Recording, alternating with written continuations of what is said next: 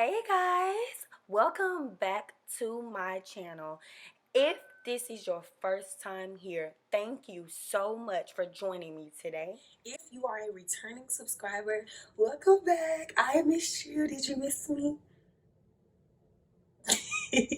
All right, y'all. So today we're going to do another Real Talk with Rose segment. And today we are going to be talking about celibacy.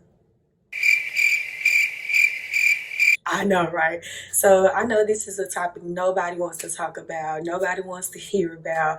But I've been doing a lot of research and talking to a lot of people, and I'm like, I want to do a segment about celibacy. So that's what we're going to talk about today. But you already know, before we get started, we're going to start with the prayer. So if wherever you are, if you can't bow your head and close your eyes, just be a witness to this prayer with me. But if you can, go ahead and bow your head, close your eyes, and let us pray. Dear God, thank you for this day. God, I just want to say thank you for being a wonderful God. I thank you for being a magnificent God, an all-knowing God. God, I just thank you for everything that you have done in our lives. Thank you for everything that you are doing in our lives, God. Thank you for keeping us during this time, God. And for the people who have lost loved ones during this time, God, I pray that you give them strength and allow them to be able to make it to the next day, God.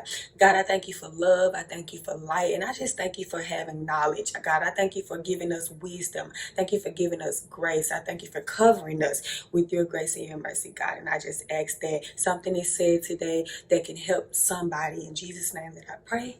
Amen. All right. Y'all know what we're finna do. Let's get into it.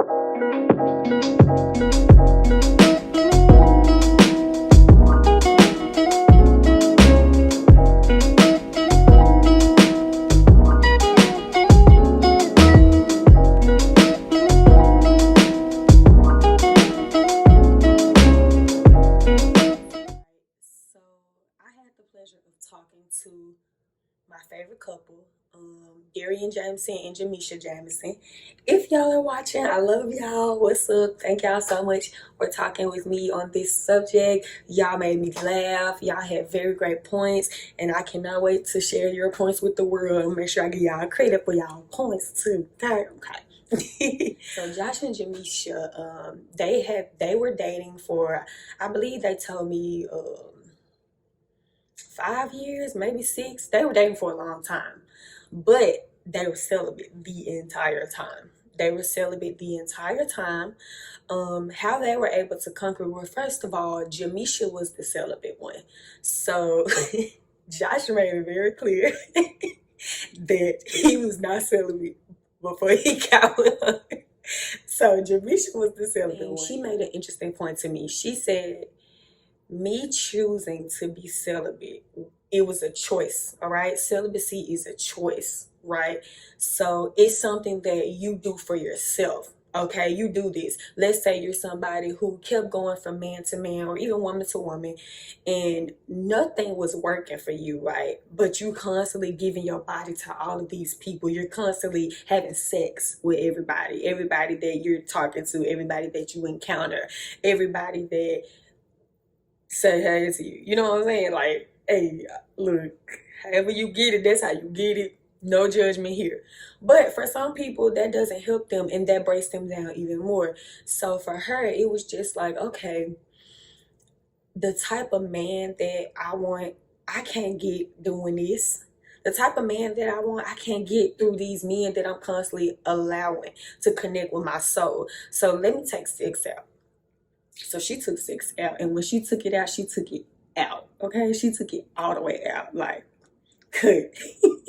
So let me take 6 out, right? So she takes 6 out, and she's getting to know herself. She's getting to know the woman that God has chosen her to be. Does this remind y'all of anything? Did this remind y'all of episode 1? Something I said, I'm telling you. So she's getting to know herself, right? So she's getting to know that woman that God has called her to be. In the process of doing that, she meets a man, Josh. So Josh comes along, and she's like, okay, I know that I want this man. I know that this is somebody that I can see myself with. But at the same time, I cannot change who I am. And so Josh agreed. Josh agreed to be celibate with her. So yeah. So my next question for them was, how did you resist temptation, right? how did you resist the temptation of being together and not having sex? When you're practicing celibacy, how do you resist temptation? How do you keep yourself strong? How do you keep your mind strong, right? Because the mind is a powerful thing, and the flesh will take over and you will forget. Say what? You will forget, okay? So my thing was, how did y'all resist temptation, right? And so from a man's point of view, and I'm going to read exactly what Brother Josh said. He said, you're trying to build respect. You're trying to build love. You're trying to build trust, right? So because Jameshia made that strong vow, for him, it was like, okay, now I got to be able to build with her on another level, right? Because once you mix sex with everything, you fall in love with the feeling and not the person. So let's take the feeling out. You don't know the feeling, right? So you don't have to talk about the feeling because you don't know what the feeling is. So now we got to work on, how we can love each other properly, how we can communicate with each other properly. If we have an argument, how are we going to come out of that argument, right? Because everybody knows that the normal way to come out of an argument is makeup sex. So let's take makeup sex out. Okay, so for them, it was like, okay, we really got to sit down and we really got to talk about this, because now we don't have sex in our conversation. So because we don't have that in our conversation, we have to sit down and we really have to work out whatever problems that we're having. Right? So they grew to know each other personally. They grew to know each other for real. They grew to love each other for themselves and not for their bodies and not for what each of them could give, right? Like I said, you learn to deal with arguments and you learn to deal with the little things about people that you will find out later, but they found out all of this, at the beginning. And they did tell me that they're still learning each other. They're still even though they're married now, they're still learning new things about each other, but it's nothing that they can't get through because they didn't have sex in the beginning. They were able to get through all of those hard times. So he said, you don't want sex in the foundation of what you're building. First of all, the reason why you don't want sex in the foundation of what you're building, one, because sex gets old. So you meet this person, you like them, you feeling them, maybe about 2 or 3 months, some of y'all a week, 2 weeks, you know how it goes. 2 or 3 months down the line, you start having sex with them, right? You start having sex with them off of liking them. So y'all like each other, cool. Y'all like each other enough to have sex, cool. So now y'all having sex, and you having sex, and you having sex, and you having sex. After all this having sex, you realize, dang, like, we still don't know that much about each other. We still don't know nothing about each other, right? Because now the only thing we talk about is linking up and doing it again, right? We get into an argument, we linking up, and we having sex to get over it. So after a while, once y'all get tired of having all this sex, you realize, like, dang, I don't even like you. Like, you ain't even my type no more. Like, I can go have sex with somebody else because now I'm ready to move on to the next. So that's why you don't want to put sex in the foundation. Now, for some of y'all, I know y'all gonna be like, girl, shut up, because you be having sex. You need to quit acting like you ain't never did it, you ain't never, you know what I'm saying? Look, I understand the feeling. I've been there. So yeah, you don't want sex in the foundation of what you're building. If you're building on friendship, if you're building on a relationship, if you're trying to build those things correctly, why mess it up? Because your love then becomes lust, right? So you're having sex with somebody, you think you're falling in love with them. But then, like I said, it gets old after a while. After a while, it just starts to get repetitive. The feeling don't feel the same. Gotta have so much sex that it ain't even good no more. So now you realize that you never really loved this person. You just love the thought of them. You love the feeling they gave you. Trust me, I know. Once they become very fleshly, their companion should be able to build them back up. So what that means is, if Jameshia gets to a point where she just gets very weak and she like, you know what, Josh, let's just go and do it. Your significant other should be able to stop you from making that decision. They should be able to stop you from even wanting to be tempted, right? So I truly appreciate the conversation I had with them because they really opened my eyes up to a lot. You know, this video is not just to teach you about celibacy. It's more so just so you can hear other people's testimony and their stories about how they got through it, right? Okay, so with all that being said, I have another special guest that I'm going to call in and on the line and let y'all hear his story. He has an amazing story. He's very successful. He has a lot going for himself. He has his own production company and everything. But his story is extremely interesting. I cannot wait for y'all to hear it. His name is Mr. Princeton Echols. I will put his information in the description box. And I'm sure many of you already know who he is. But for the ones who don't, I'll put all his information in the description box for you. But yeah, so I ain't going to talk y'all to death. So let's get this phone and we're about to go. Okay. So let me call him.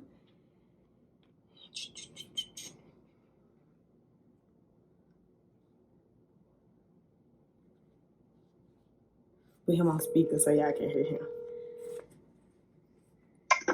Hello? Hey, how you doing? Hey, how you doing? I'm doing well. How about you? I'm doing good. First of all, let me apologize for calling you 3 minutes late. I had technical difficulty. You are fine. There's no problem at all. Okay, so my first question for you would be, how did you even go about beginning your journey? Like, what did something happen that made you want to even like start your celibacy journey? Like, what was your outtake on it? Well, I don't know how much Josh told you. Nothing. He was just like, I got the best person for you to talk to. And I was like, cool, call him up. Yeah, so I would say that I don't consider myself really celibate. Okay. Because I'm a virgin. Oh, so, like, wow. You know what I'm saying? So it's like, it's a difference in between like doing it and stopping and never doing it. You know what I mean? So yeah, so I'm 32 and I'll be 33 in July. And I am. Mm-hmm. Wow. So what kept you from even being tempted? Lord, the Lord himself, literally. So literally, like I can really remember being about 11 or 12, mm-hmm. and like we were in church and we were doing. I grew up in an AME church. Okay. And we were doing some lesson on like sex and drugs. You know how they do that, whatever. And then they were like, drugs. And they like don't have sex, and they put some type of value on it. And it hit me in that moment. It was like, you know what? I'm gonna go ahead. And then I always want to be different. Yeah.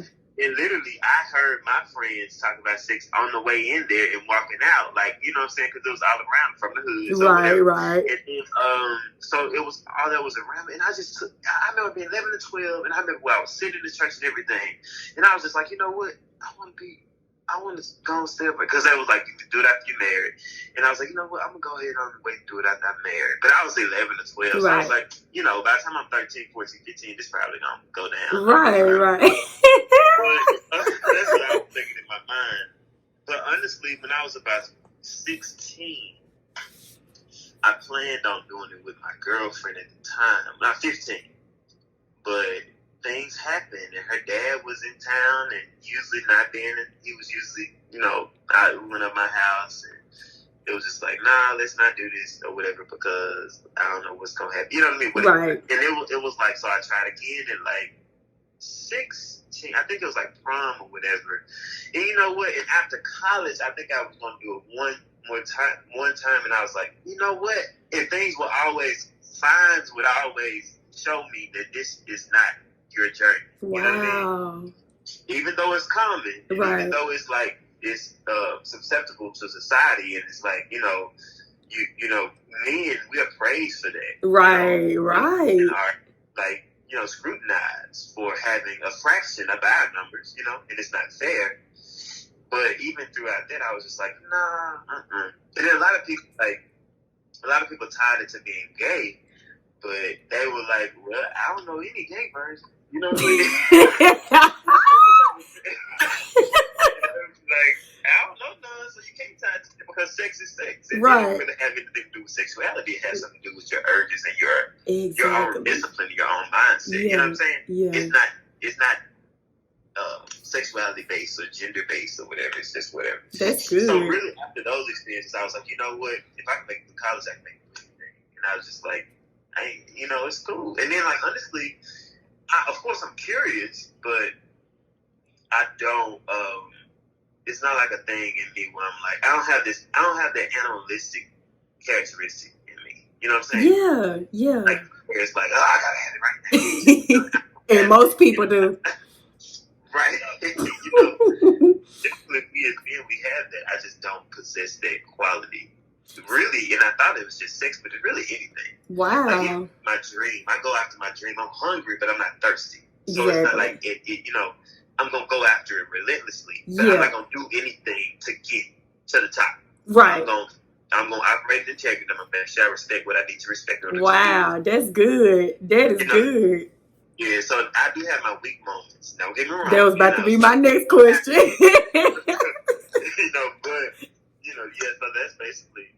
So that's basically what it was. So do you think that, like, as far as relationships go, do a lot of women find that attractive, or has that been an issue with you? Like, have you been like uninterested in women for that very reason? Most women, we seem like to be pretty okay with it.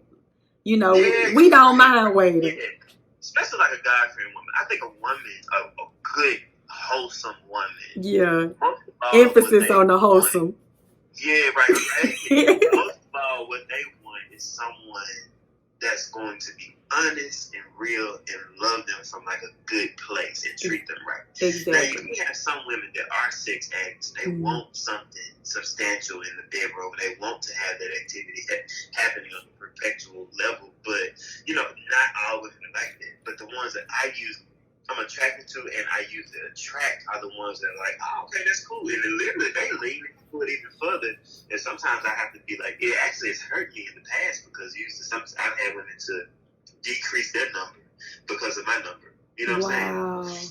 And it's kind of like, no, I just want you to be yourself. And it's just a part of me, but I just want you to be, you know what I'm saying?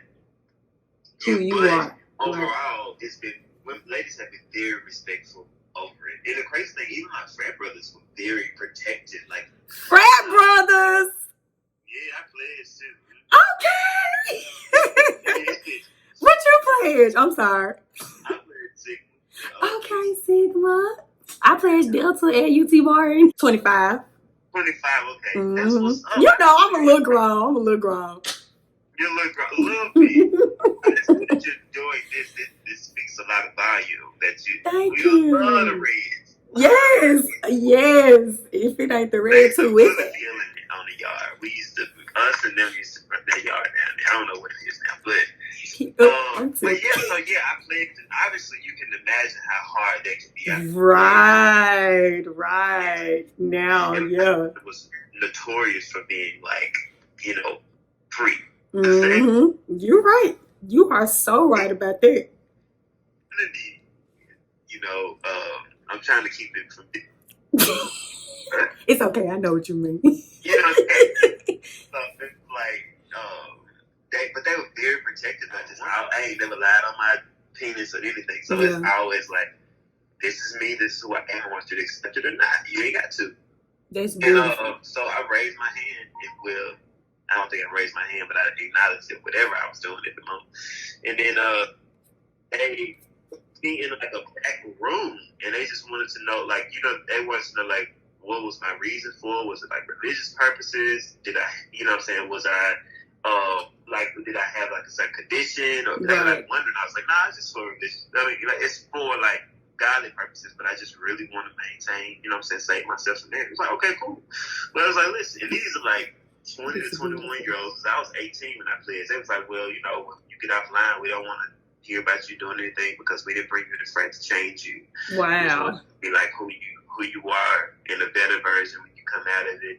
I was like, now we're gonna talk stuff about you when you go back out in the cold. We're gonna, we're gonna drag you, but you have to know that we literally appreciate you being honest. You know what I'm saying? I can take my pledging with pride. I was like, I have some frat brothers. They looking out for me. I don't have to change myself to become. You know what I'm saying? That's so beautiful. I always respect him for that. So yeah, it was hard then, but we were able to navigate it, and it was, you know, it became one of those things where I was like, you know, I appreciate this. That is true. And for the fact that you were able to maintain that is awesome. Like, that is so awesome. Thank you. I think that there's some versions that still ain't worth nothing. You know what I'm saying? So they don't equate to you being great in a relationship. Yeah. I think it really, really comes to honesty. Like, a guy with a girl that has had 100 partners, if she's honest and clean and has morals and values, like, what problem? Exactly. Like, what is the issue? There's no issue. Exactly. And that's the problem with this generation now, because everybody's so focused on getting it that they not really focusing on the repercussions of getting it. Exactly. So I focus at all. It's just like it's one of those things. It's like I share whatever I can. I will share, and also with what I said earlier, and I usually try to tell people when I talk about it is, I also never said never. I said, like, what I plan on doing. Like, I plan on when I'm married, and I pray for strength to make it that far. But I've never been arrogant enough to say I ain't doing that until I get back. You know what I'm saying? Yeah. I ain't sit on that, like, you know that's probably why mine didn't work when I was trying the first time. I kept saying I ain't never, and then I folded every time. See, this time I'm taking a different approach. But you know, it ain't. But you know, and we ain't no different. Like, you know what I'm saying? And we still ain't no different. So somebody that does not have sex is not somebody that does. We just do different things. You know what I'm saying? Yeah. We just have our own challenges. We have our own struggles, and they all look different. Yeah. But we're all like literally filthy rags. You know what I'm saying? Right. Just trying to get grace and mercy daily. Yes. Yes, Lord. Well, thank you so much, and hopefully I get to talk to you soon. Okay, cool. Look forward to it. All right, have a good one. Too. Bye-bye. So when thinking about celibacy, the first things that you need to remember is this. You're gonna fall, right? You're gonna fall short if you don't have a strong mind. If you don't intentionally go into it the right way, then you're gonna fall. Like that's just gonna happen, right? But you can't beat yourself up. Don't give up if it's something that you really want to do, because being celibate is a choice. It's a personal choice. It's the vow that you make with God, right? So don't beat yourself up, because he's gonna forgive you as long as he knows that your intentions are pure. He's going to know your intentions are pure. So you just got to keep fighting to be able to put your flesh to the side and allow your spirit to work, right? So, yeah, with being celibate, you just got to be able to learn how to resist. Like, and it's easier said than done. I am an example of it being easier said than done. That's just that on it. But every day I strive, to be better, to do better, to think better, to live better. And because of that, I feel like I have an advantage. You know what I'm saying? Because my life is reflecting the choices that I have been making lately. And I must say, life is good.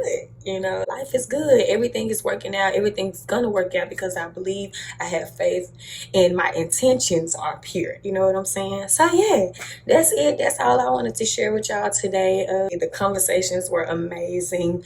I'm so grateful for Mr. Princeton Echoes. I'm so grateful for Josh and Jameshia and just everybody who played a part in this video. Like I said, this video was not to teach you how to be celibate, but just to share testimonies with you of people who did practice celibacy, or even somebody who has never had sex before and has been a virgin his entire life and is very successful. You know what I'm saying? So I feel like everybody had great points. I'm so very blessed to have the connections that I have. And yeah, I thank y'all so much for watching. Don't forget to subscribe, like, comment, share your thoughts.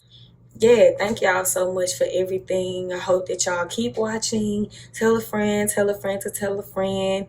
And yeah, you know what I'm saying? Let's do this. Next video.